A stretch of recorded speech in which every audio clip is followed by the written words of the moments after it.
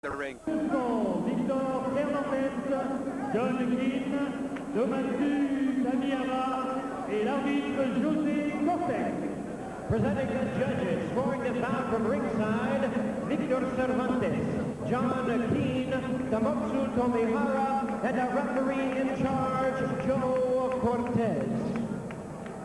Et maintenant, l'événement majeur de ce 16 juin, le championnat du monde des mi-lourds WC en 12 reprises de 3 minutes. And now, ladies and gentlemen in attendance and boxing fans joining us around the world, it's showtime with the main event of the evening, the WBC Light Heavyweight Championship of the World, scheduled for 12 rounds of boxing. Dans le coin bleu, en culotte noire, représentant la France, il a été pesé à 79,50 kg. Son palmarès, 31 victoires, une défaite, 21 succès remportés avant la limite. Il est classé numéro 1 dans cette catégorie. Presenting first the challenge on my right, fighting up. Wearing black trunks and fighting out of and representing Lyon, France. He weighed in at 174 pounds. His outstanding record includes 31 wins, 1 loss, 21 wins coming by way of knockout, and he is ranked the WBC #1 light heavyweight contender. Je vous demande d'applaudir Fabrice Tiozzo.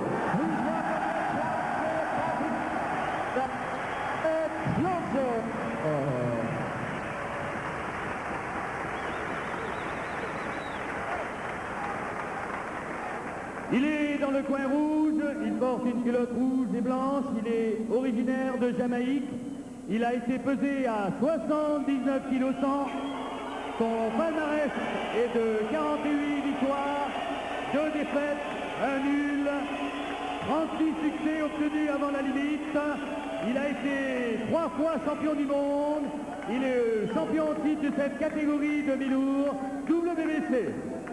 And his opponent, the defending world champion on my left, fighting out of the red corner, wearing red trunks and fighting out of Las Vegas, Nevada in the USA by way of Kingston, Jamaica.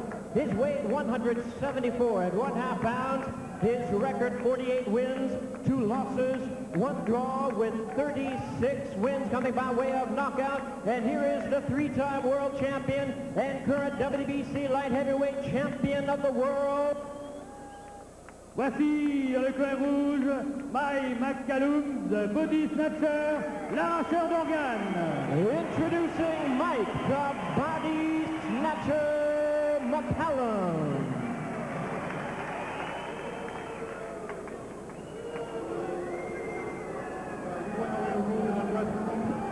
I want a good free fight. Obey my commands at all times. Well, welcome to Dueling Ring Announcers. Jimmy Lennon Jr. accompanied by the French ring announcer there. Interesting concept. This fight was being billed as Les Chocs or The Clash in France. Wildly pro-Tiozzo crowd, sellout crowd, 8,500. Fabrice Tiozzo, born in Saint-Denis, France, has lived in Lyon the past 5 years. He is worshipped over there. Considered the Muhammad Ali of France. He won the French title, the European title in this very arena, and now hopes to win the world title there, that being the WBC light heavyweight crown, against Mike the body snatcher McCallum in the red trunks, the challenger Fabrice Tiozzo of France in the black trunks.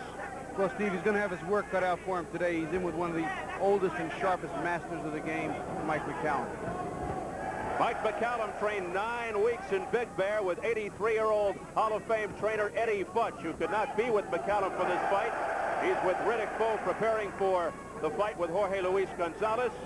McCallum's chief cornerman, the very capable Hedgeman Lewis. The fight has started out to be not too much of a feeling out round. There's a little more pressure here being applied by both fighters. They want to get to it and quick.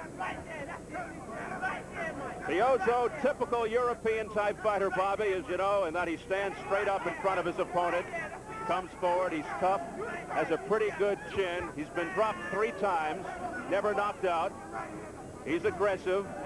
He's a puncher, a hard hitter, good right hand, has a rudimentary hook off the jab, but outside of Virgil Hill, he's never really fought any real competition. So it's hard to get a true read on him. Yeah, you can't really gauge him because he hasn't fought quality opponents or anyone that we feel he can be gauged by. So Virgil Hill beat him. You know, Virgil has beaten many men, including myself, by decision, but we'll see tonight. Another one of those unknown quantities who has fought mainly in Europe. He has the type of style, though, that could play into McCallum's hands. He gets hit with right hands a lot and doesn't have particularly fast hands or fast feet. Defensively, pretty crafty. I've watched tapes of him, and he blocks punches pretty well. Here's a left hook by Tiozzo. Anything that comes even close from Tiozzo will get a roar from the crowd. Yeah, the crowd's going to try and do their best to sway the judges and influence their fighter and their champion in the ring, try and give him a little boost. But Mike McCallum's been here so many times, this fight crowd business will be irrelevant. 17th world title fight for McCallum, 13-2-1 in championship affairs, only the second for Tiozzo. McCallum, a three-time world champion. You all know he's a quality fighter, very steady. Quality corner as well. You won't get the flash from McCallum. Just great experience and an excellent ring technician. He's a good worker. He's very efficient. He doesn't waste a lot of energy. He makes his punches count. And right now he's getting the better of Tiozzo, but not by a tremendous amount. Final 20 seconds of the opening round, scheduled for 12. Of course, McCallum's trademarked the devastating body shots. McCallum just caught a pretty solid left hook himself. Coming off a roll, he's looking to counter, and Tiozzo came back and countered the counter with a nice left hook, and there, a right hand to follow. So a good end to the first round for Tiozzo.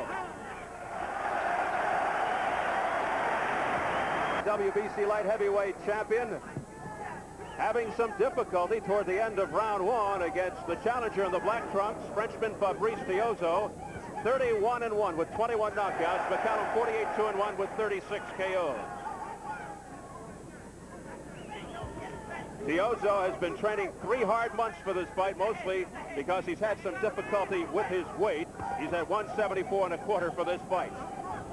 Well, it looks like to be in good shape. If you look around Mike McCallum's midsection, you'll see there's a little bit of extra poundage there, or what seems to be loose and flabby. After all, he is somewhere near or over 40. We can't expect that even when he does get in shape that all that will disappear. A lot of time does terrible things to us fighters. Yes. You can relate to that, certainly, and Mike McCallum's always had that little paunch around his midsection, but it hasn't restricted him much. McCallum coming off the 7th round TKO over Carl Jones. Tiozzo going to the body, which prompts the crowd into high gear. Action's heating up very good here, Steve. They're keeping a very quick pace, especially for big men, light heavyweights. It's not a lightweight fight, but it's a lightweight pace. All of a sudden, a lot of punches being tossed out. People in France enormously confident that Tiozzo will win this fight, feeling McCallum is too old. Obviously, they haven't seen him like we've seen him. Big right hand, and Mike McCallum was rocked. He tripped back. His glove touched the ground. That is a knockdown. Fabrice Tiozzo scoring a knockdown. McCallum disputes it with referee Joe Cortez, but it is being ruled a knockdown. Meanwhile, blood streaking from the left eye of Tiozzo. And all of a sudden, here in the early going round 2, things getting awfully dramatic. They banged heads early on, and Tiozzo tapped his head as if to say, watch the head. But I'll tell you what, right now he's landing some good shots. That body shot right there hurt Tiozzo. Big round for Fabrice Tiozzo. And a right uppercut by Tiozzo to the chin of McCallum. I'll tell you what, the right hand is getting home more than I've ever seen it against Mike McCallum. McCallum missing with that straight right hand. Tiozzo working on a 10-8 round here.